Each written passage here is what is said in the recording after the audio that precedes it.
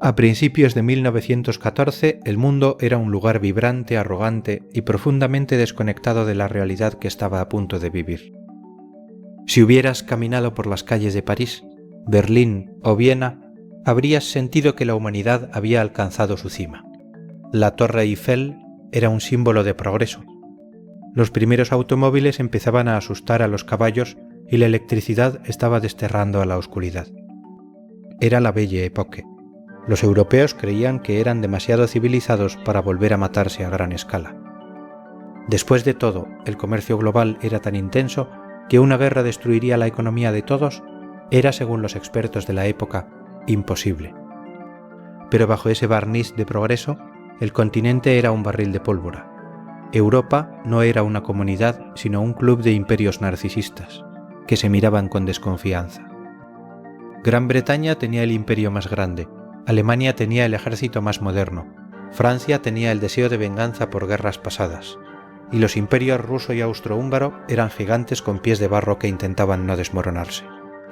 Todos estaban atados por un sistema de alianzas tan complejo que si un país movía un dedo, el resto se vería arrastrado al abismo.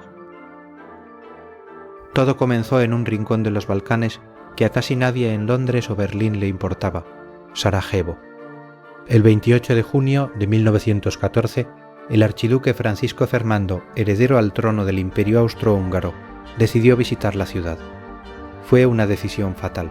Un grupo de nacionalistas serbios, la Mano Negra, lo esperaba para asesinarlo y así protestar contra el dominio austríaco en la región. El atentado fue un desastre de errores. El primer asesino perdió los nervios, el segundo lanzó una bomba que rebotó en el coche y explotó lejos.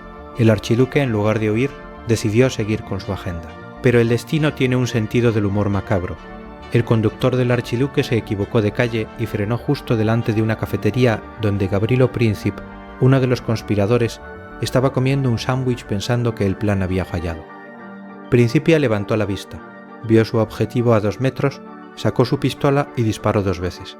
Francisco Fernando y su esposa Sofía murieron en minutos. Este evento no causó pánico inmediato. La gente pensó que sería otra crisis diplomática que se resolvería con una charla entre reyes, pero no fue así.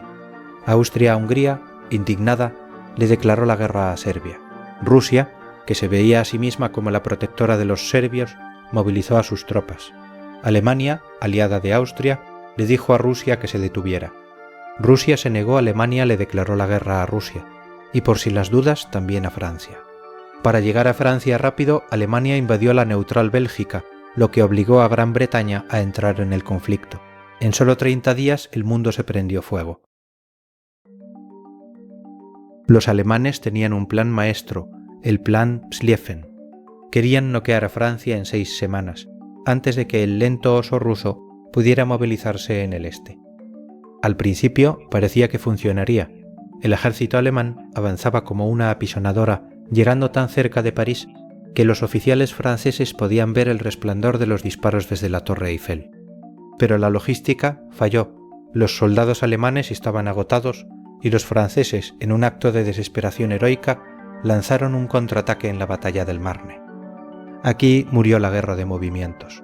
Los generales se dieron cuenta de que las nuevas armas, la ametralladora y el cañón de disparo rápido, hacían que cualquier carga de infantería fuera un suicidio masivo.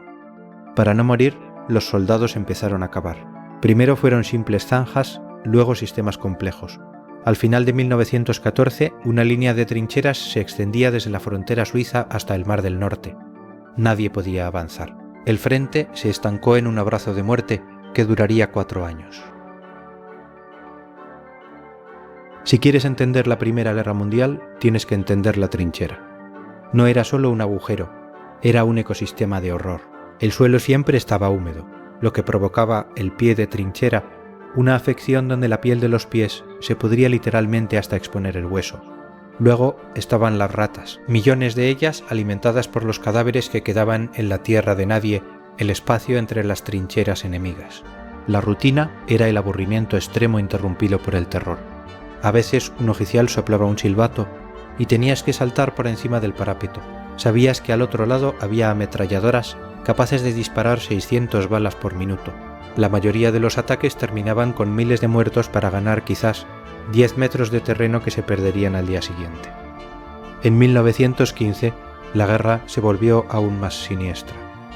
En Ypres, los alemanes abrieron cilindros de gas cloro. Una nube verde amarillenta avanzó hacia las líneas aliadas. Los soldados, sin máscaras, morían asfixiados mientras sus pulmones se quemaban por dentro. Fue el inicio de la guerra química. Pronto ambos bandos usaron gas mostaza, un agente que no solo asfixiaba, sino que causaba ampollas horribles en la piel y ceguera permanente. La guerra ya no tenía caballeros, solo técnicos de la muerte. Si 1914 fue el año de la sorpresa y 1915 el de la experimentación, 1916 fue el año de la matanza pura. Dos batallas definen este periodo: Verdún y el Somme. En Verdún, el general alemán Erich von Falkenhayn decidió que no necesitaba ganar terreno, solo necesitaba desangrar a Francia. Atacó una fortaleza simbólica para obligar a los franceses a enviar a cada hombre disponible a una trituradora de artillería. La batalla duró casi 10 meses. Fue la batalla más larga de la historia. Los campos de Verdún se convirtieron en un paisaje lunar donde no quedaba ni un solo árbol en pie. Al final, hubo casi 1 millón de bajas entre ambos bandos y las líneas apenas se movieron. Para ayudar a los franceses, los británicos lanzaron su propia ofensiva en el río Somme. El primer día de la batalla, el 1 de julio de 1916, sigue siendo el día más oscuro del ejército británico. 60.000 bajas en solo 24 horas. Los soldados marchaban en líneas rectas hacia las ametralladoras alemanas, porque sus generales creían erróneamente que la artillería había destruido las defensas enemigas. En esta batalla, el mundo vio por primera vez al tanque, un invento británico, diseñado para cruzar trincheras y aplastar alambre de espino. Eran lentos, y se averiaban constantemente, pero eran el anuncio de que el muro de las trincheras podía romperse. Mientras los hombres morían en el barro, la guerra se extendía. En el mar, Gran Bretaña usaba su poderosa marina para bloquear los puertos alemanes, matando de hambre a la población civil. Alemania respondió con una nueva arma, el U-Boot o submarino. Estos cazadores invisibles empezaron a hundir cualquier barco que se acercara a Inglaterra, incluido el lujoso transatlántico Lusitania, donde murieron más de 100 estadounidenses. Esto empezó a inclinar la opinión pública de Estados Unidos contra Alemania. En los cielos, los aviones pasaron de ser simples observadores a máquinas de matar. Los pilotos, como Manfred von Richthofen, el famoso Barón Rojo, se convirtieron en las únicas figuras románticas que quedaban peleando duelos individuales sobre las nubes, mientras el resto de la humanidad se arrastraba por el fango. Pero la guerra no solo estaba en Europa, se peleó en las selvas de África, en los desiertos de Oriente Medio, donde un oficial llamado Lawrence de Arabia ayudaba a las tribus árabes a rebelarse contra el Imperio Otomano, y en las aguas del Pacífico. Por primera vez, el mundo entero estaba conectado por la violencia. Para 1917 todos estaban al límite. Las economías estaban quebradas y la moral por los suelos. El primer gran imperio en caer fue el ruso. El hambre y las derrotas militares provocaron una revolución. El zar Nicolás II fue derrocado, y meses después los bolcheviques liderados por Lenin tomaron el poder. Rusia firmó la paz con Alemania y se retiró de la guerra. Para Alemania esto era un milagro. Por fin podían mover todas sus tropas del frente oriental al occidental para dar el golpe de gracia a Francia y Gran Bretaña. Parecía que la victoria alemana era inevitable. Sin embargo, Alemania cometió el error más grande de la guerra. Desesperados por cortar los suministros británicos, reanudaron la guerra submarina total hundiendo barcos de cualquier país. Además, enviaron el telegrama Zimmermann intentando convencer a México de que invadiera Estados Unidos. Esto fue suficiente. Estados Unidos, con su poder industrial intacto y millones de soldados frescos, entró en la guerra en abril de 1917. Alemania ahora corría contra el reloj. Tenían que ganar antes de que los estadounidenses llegaran en masa. En la primavera de 1918, el general alemán Ludendorff lanzó la ofensiva de primavera. Fue un ataque masivo y desesperado. Los alemanes rompieron las líneas aliadas y avanzaron kilómetros en días, algo que no ocurría desde 1914, pero el avance fue demasiado rápido. Los soldados alemanes estaban hambrientos y al encontrar los almacenes de comida británicos llenos de carne y vino, se detenían a saquear en lugar de luchar. Alemania se había quedado sin hombres, sin comida y sin gasolina. El contraataque aliado, reforzado por las tropas estadounidenses, comenzó en agosto. Fue la ofensiva de los 100 días. Las líneas alemanas se desmoronaron, el frente interno en Alemania colapsó, los marineros se amotinaron, los obreros fueron a la huelga y el Kaiser Guillermo II tuvo que abdicar y huir a los Países Bajos. A las 5 de la mañana del 11 de noviembre de 1918, en un vagón de tren en el bosque de Compiègne, los representantes de Alemania firmaron el armisticio. Se acordó que el fuego cesaría a las 11 de la mañana. Incluso en esas últimas horas, la locura continuó. Algunos oficiales ordenaron ataques finales para ganar medallas antes de que terminara el tiempo. El último soldado en morir, un estadounidense llamado Henry Gunther, cayó a las 10:59, apenas 60 segundos antes de la paz. A las 11, el estruendo de los cañones que había durado 4 años se detuvo de golpe. El silencio fue, según los sobrevivientes, lo más aterrador de todo.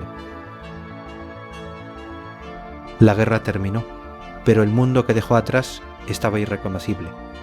En 1919 se firmó el Tratado de Versalles. Los vencedores, especialmente Francia, querían venganza. Obligaron a Alemania a aceptar toda la culpa de la guerra, a entregar territorio y a pagar reparaciones económicas que eran imposibles de cubrir. Alemania se sintió humillada y traicionada.